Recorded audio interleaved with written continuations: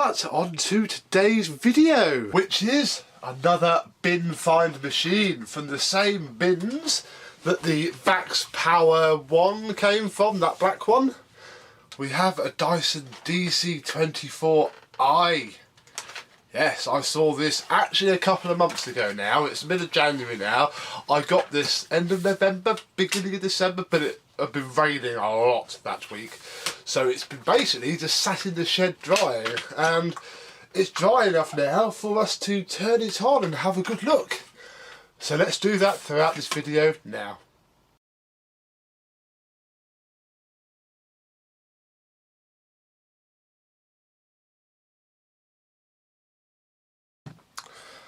So yes, hello my vacuum cleaner chums, how are you today? I've just trapped my finger in my tripod setting up this scene. Yes, we have a bin find Dyson. Literally haven't done much to this at all, so this is going to be new to me as well as you. So we shall have a look around. And we'll start with the wand, which is quite filthy, but isn't blocked. The sticker there, they always go on a DC. You might get the hint from this video that I'm not the world's biggest DC24 fan. This may be confirmed or denied in this video. So yes, that sticker, which always goes, has gone. And the problem with this sticker is that it doesn't just peel off. It comes off in lots of little tiny annoying, well, that bit has. It doesn't just peel off, it's very annoying, but it looks better off than on. Obviously being a 24. The wand extends into this very rigid lock, although it makes the modern ones look quite robust. So yeah, what can you say? The wand itself isn't in bad condition. Very good. We may as well take the cyclone off. The sticker confirms this is 24i, which I'm presuming independent. Has lots of paint scuffs all over it, which is good. I'd rather have paint scuffs than not. Again, quite filthy, although some of that might be, it might just be dusty anyway, and obviously where it's been sat in the rain, it's made it worse, so we won't worry too much about that. It is empty, which is good. Let's have a look. Let me just do the sniff test. Doesn't smell of anything, that's promising. That's actually quite clean. Because obviously as of now, I don't know why this was thrown out. We just don't know. If we open up the bottom flap. Ooh, hello. That isn't moving. Oh, it is. That bottom bit might need a little bit of tweaking. I can see plaster dust in there, but you know what? I've seen worse. It's not too horrific. Right, let's move down the machine a bit. So here we have what is left of the machine. Doesn't look too bad, I'll be honest. Here's the Brushroll, which is a little bit dirty. There's a bit of mud around, but the squeegee is intact. The wheels spin. No, they don't. That wheel is jammed. It just about spins. It's not horrific. It's a reset one. I won't push that yet. This side hose, they have a habit of splitting where they get rubbed and wear through. That's okay. There's the little internal hose is present. The hose is quite clean and not split. So all in all, this isn't actually looking too bad. Ignore that bit for now. Just while we check the filters, because obviously with the 24, if you know anything about a DC24, they are quite unreliable. Yep. There you go. They're quite unreliable. They like to break for fun. So that's why I'm keeping a very open mind about this. And the way you can easily check if the motor has exploded is to check the filter, which is actually spotless. Dropped it. Which is spotless in the grand scheme of things. That doesn't even smell of fire. Which is a little bit odd, because I would expect this to have blown up, which is why it was sat by the bins. There are local recycling bins. They're in a car park in town. There is an electrical bin near there. Although you shouldn't really throw a vacuum cleaner in there because it's for like kettles, toasters, you know, little tiny hair dryers and stuff. You do occasionally see a vacuum, and yeah, this was there. It's just missing its tool, sadly. And the main issue is that it's had its cable chopped off, which means that I haven't been able to test it at all. I do not know what its problem is. So we best lob a quick cable on.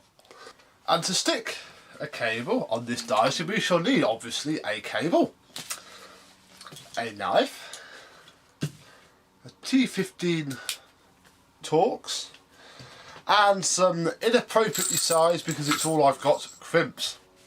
Now, we need to take the switch housing off, and there are 3 screws on a 24. One is located up here.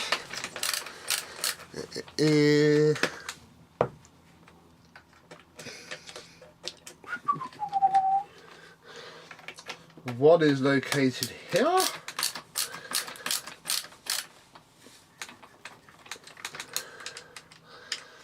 And the last one is located down the bottom, just like so.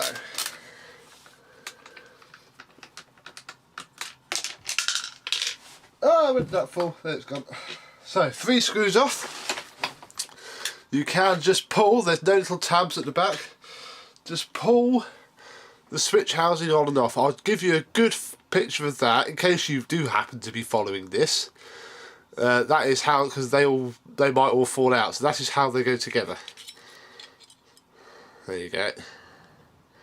Alright. Oh, that's gone over there. We'll fetch that in a minute when I next have to cut the shot. So, this is what we have in here. I mean, yours, Dyson, might just, if you don't have a reset switch down the bottom, you'll have it in the middle of here. So yours might differ slightly, but so this isn't a full instructional video. This is just me trying to fix this to turn it on. Another little thing to note, the spade connectors have little clips on them. You can just about see it under there, so you've got to push that in first before you pull it off. I've ripped many a switch off in my early days before I worked that one out. Undo the little box that covers the neutral cable.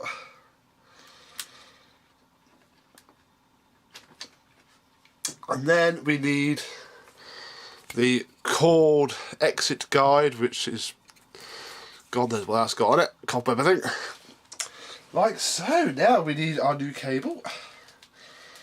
So I shall just undo it a little bit because this is a bit wrapped up. It's not a genuine Dyson cable, but that's not going to be much of an issue. So push it through there. You might just sort of bend and manipulate it about just a little bit. Come on, come on.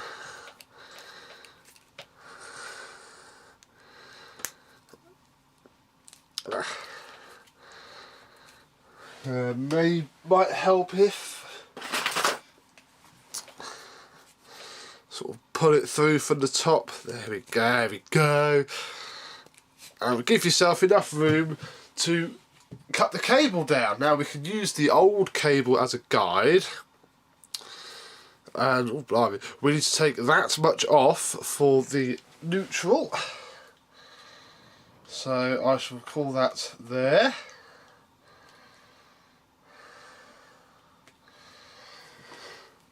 And we'll just score the side of the cable all the way around. It should sort of split itself once you get it started. You don't want to actually chop into it. Just roll the knife around, or use proper wire strippers of course. There we go.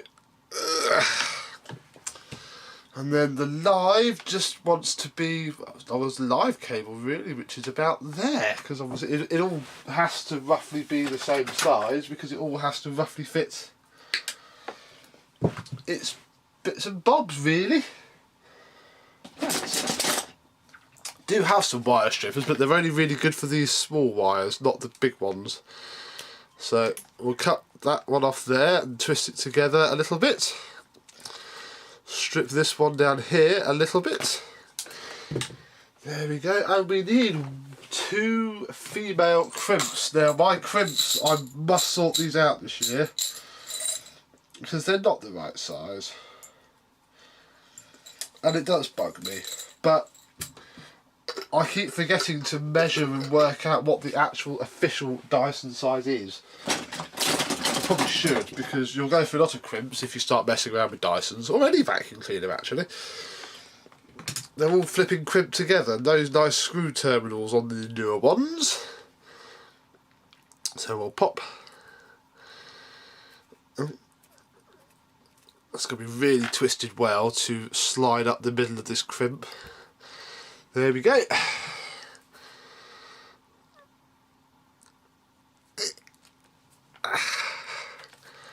Lovely. God, these are a bit stiff as well nowadays. Must sort my tools out.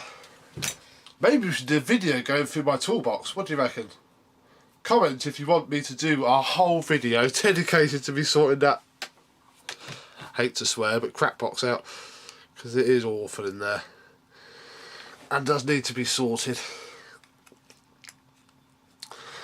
Right, there we go. 2 inappropriately sized crimps. Now we need to work out the cable run. And actually that's not too bad, perhaps just a little bit more. And then you just have to push the cable. There we go.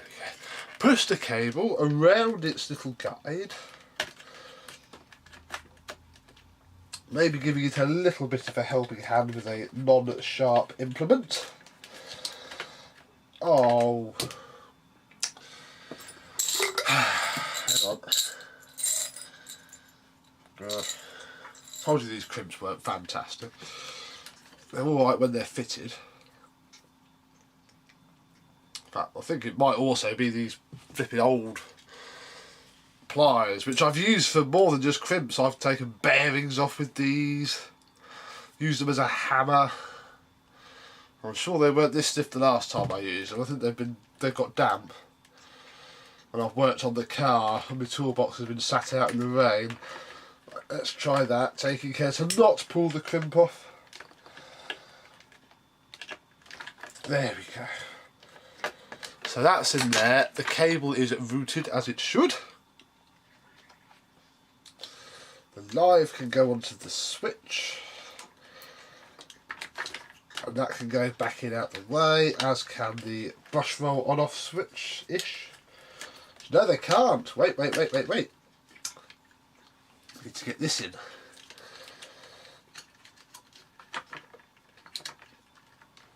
Press the neutral together now. I think this should still go on. If it doesn't, I'm going to have to grab a bit of tape. Oh, I can't even get it around it, let alone on it. Ah, there we go. Yeah, I thought they did fit. So I'll tuck that back in there, route that around, and push,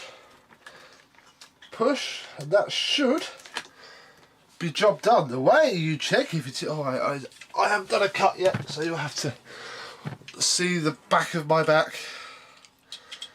There we go. Put both switches down. Hold these ever so slightly up, and I'm hoping this will only go on if everything's aligned. In fact, let's take that off because that'll be a pain. There we go. Double check that the switches do move. We'll pop I'll pop all the screws back in.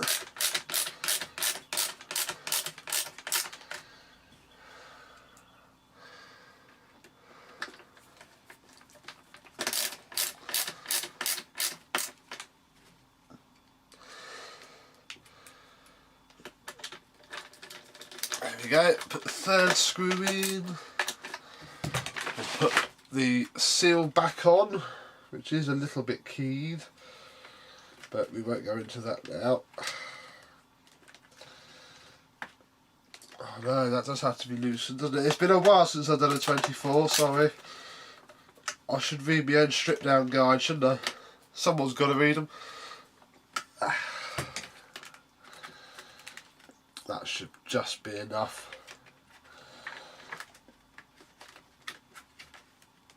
Yeah, I've had a DC24 in ages actually, not even to refurbish like for a customer. That's a job. Let alone own. I'll be honest, I tend to stay away from them a bit because they're not the most robust. They cost a fortune in parts. Especially the motors. There we go. That'll do it.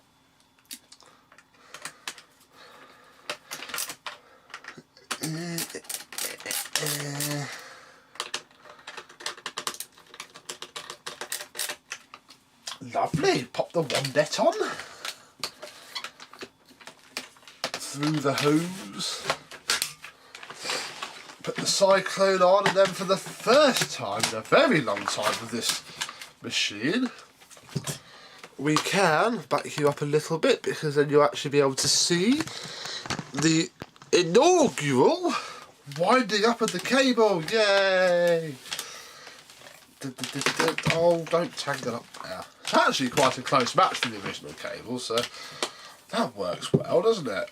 Always keep spare cables for things you scrap. You never know when they'll come in handy. And it's got a fuse fitted, so that's good. Right, best see if it works, haven't we? And you join me outside. It's 2 degrees today, it's very cold, but because this is an unknown vacuum, I don't know if it just had its cord cut off because somebody thought it would be sensible, or if it is dodgy. So we're in the garage because A, there's an RCD protected plug just up there, B, if it is going to stink and smoke and spark and be horrible, you can't, there we go, let's come out the way so I'll plug it in. Out here it's not going to matter, so I have not tested this yet. That is possibly on, I don't actually know. I'm going to plug in and switch on.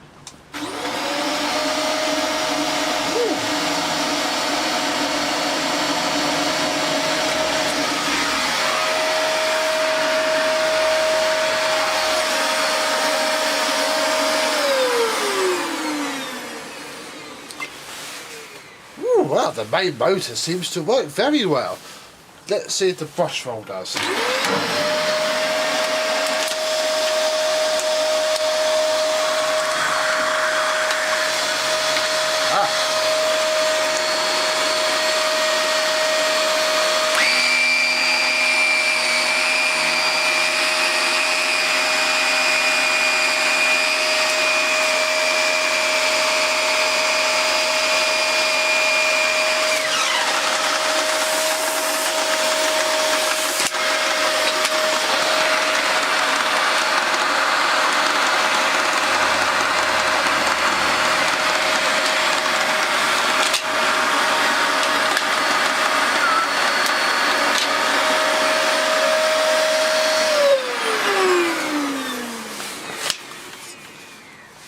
So we seem to have a bit of a poorly Brushroll head, but the main motor works fine. Right, let's get back in the warm.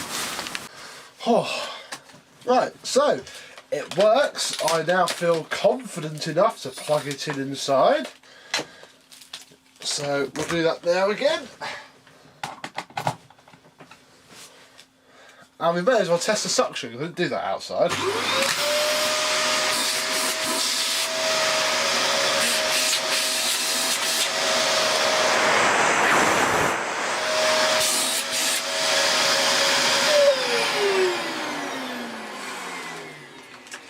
That all seems fine and dandy to me. We'll just take the hose out to get it out of the way. Come on. There we go. Ooh, very nice. So it has alright suction.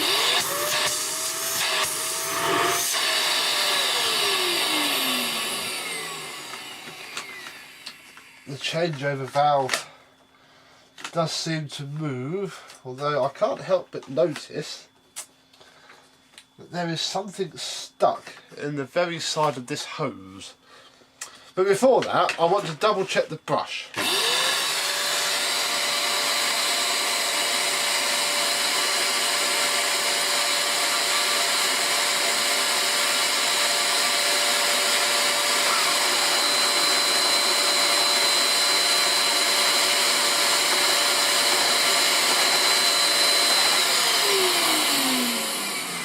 Because that really isn't very healthy. Just have a quick look at that. Yes, its main issue is that it's spinning, but very slowly. So we'll take the little clip off, and we'll hoik this off. Oh, lovely crusty dirt. Chuck that to one side, and with an appropriate sized screwdriver, pop the end cap off.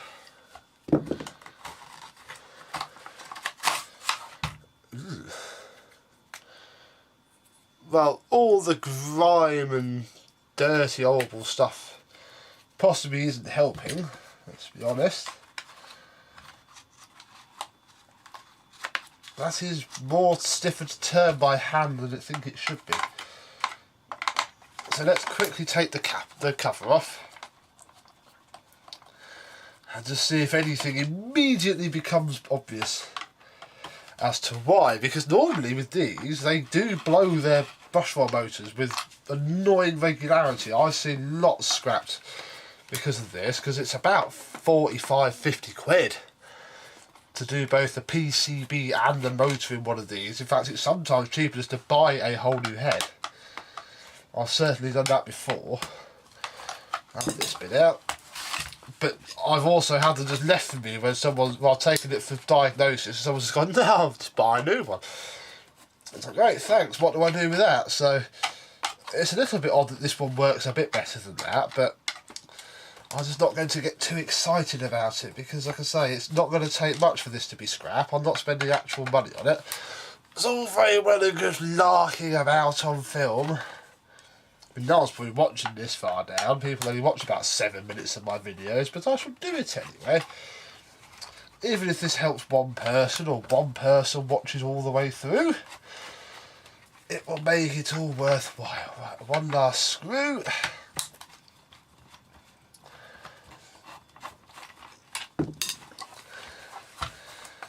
And we can separate the two, and doesn't seem too bad actually. I was expecting that to be full of fluff. That isn't too horrific. Not too horrific at all. There is a broken bit of plastic though, which might have actually been the reason why. That would go somewhere around here, because that now suddenly spins a lot smoother. So that's something anyway. It's not fluffed up at all really. It's in very good condition. So I guess the one thing to do now is just to put it all back together and see if it's any better. Right, so we're all back together. It spins by hand a lot better now. I haven't put the little strip in because I quite frankly can't be bothered. I'm running a bit low on time now. But has it actually done anything or not?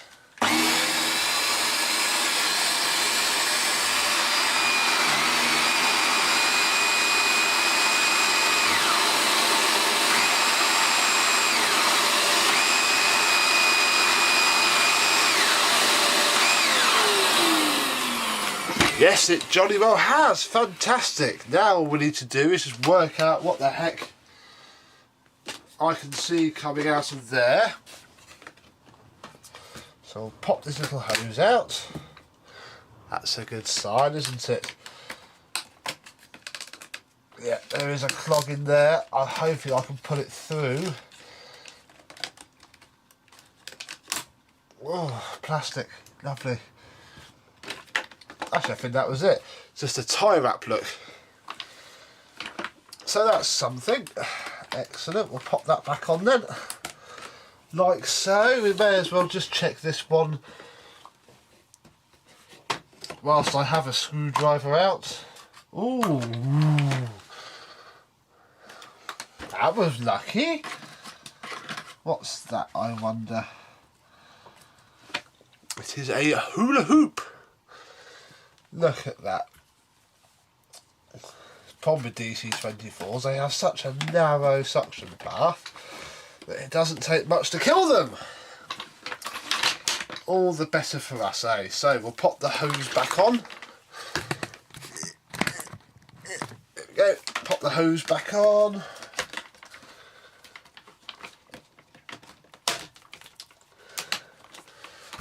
Pop the wand back on. Remove the changeover valve. Put the bin back on. That can be broken up. That hula hoop smashed up quite nicely. I'll bin that because that's still tangled up together. Put that on Henry. And we best clean up the mess it's made.